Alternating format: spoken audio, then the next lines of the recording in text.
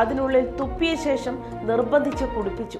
കാര്യവട്ടം റാഗി, ഷർട്ടൂരി കഴുത്തിൽ കുരുക്കി ഹോക്കി സ്റ്റിക്കും സ്റ്റമ്പും കൊണ്ടടിച്ചു. നമസ്കാരം, കൊട്ടാരക്കര മീഡിയയിലേക്ക് സ്വാഗതം.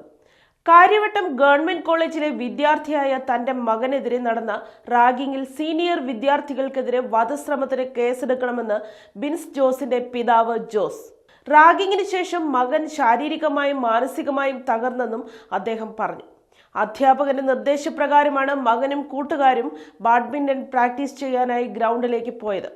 ഈ സമയത്ത് സീനിയർ വിദ്യാർത്ഥികൾ ഇവരുടെ അടുത്തേക്ക് എത്തി ഗ്രൗണ്ടിൽ നിന്ന് കയറിപ്പോകാൻ പറഞ്ഞു. അധ്യാപകർ പറഞ്ഞിട്ടാണെന്ന് പറഞ്ഞിട്ടും അവർക്ക് മനസ്സിലായില്ല.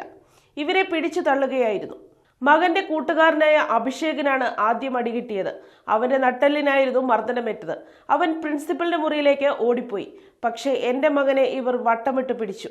നേരെ അവരുടെ ഇടിമുറിയിലേക്കാണ് മകനെ കൊണ്ടുപോയത്. ഹോക്കി സ്റ്റിക്കും ക്രിക്കറ്റ് സ്റ്റമ്പും ഉപയോഗിച്ചാണ് മകനെ മർദ്ദിച്ചത്. അവന്റെ തലയിലും നെഞ്ചിലും മുതുകിലുമെല്ലാം അടിച്ചു. അവൻ ധരിച്ചിരുന്ന ടീഷർട്ട് വലിച്ചു കീറി. 1 മണിക്കൂറോളം ഷർട്ടില്ലാതെയാണ് അടികിട്ടി അവൻ ആ ഇടിമുറിയിൽ കഴിഞ്ഞതെന്ന് ജോസ് പറഞ്ഞു. ടീഷർട്ട് വലിച്ചു കീറിയപ്പോൾ മകന്റെ കഴുത്തിൽ കുരുങ്ങി. വെപ്രാളം വന്ന് അവൻ പിടഞ്ഞു. കുടിക്കാൻ വെള്ളം ചോദിച്ചപ്പോൾ സീനിയർ വിദ്യാർത്ഥികളിൽ ഒരാൾ കുപ്പിവെള്ളമെടുത്ത് അതിനുള്ളിൽ തുപ്പിയ ശേഷം നിർബന്ധിച്ച് കുടിപ്പിച്ചു. പിന്നെയും വളഞ്ഞിട്ട് മർദ്ദിച്ചു. വീട്ടിൽ പറഞ്ഞാൽ കൊല്ലുമെന്ന് ഭീഷണിപ്പെടുത്തി. പ്രിൻസിപ്പലിനോടും പറയരുതെന്ന് വിലക്കി. ശേഷം ഇവന്റെ ഫോൺ പിടിച്ചു വാങ്ങിവെച്ചു. ഇതെല്ലാം കഴിഞ്ഞ് മുട്ടുകുത്തി 15 മിനിറ്റോളം ഇടിമുറിയിൽ നിർത്തിയെന്നും ജോസ് വെളിപ്പെടുത്തി. വീട്ടിൽ വന്നിട്ടും പേടിച്ചു മകൻ ഒന്നും പറഞ്ഞില്ല. ഡോക്ടറോടാണ് എല്ലാ കാര്യങ്ങളും അവൻ പറഞ്ഞത്. മാനസികമായി അവൻ ഓക്കെ ആയിട്ടില്ല. കൗൺസിലിങ്ങിന് കൊണ്ടുപോകണമെന്നാണ് പ്രിൻസിപ്പളും ടീച്ചറും പറഞ്ഞത്.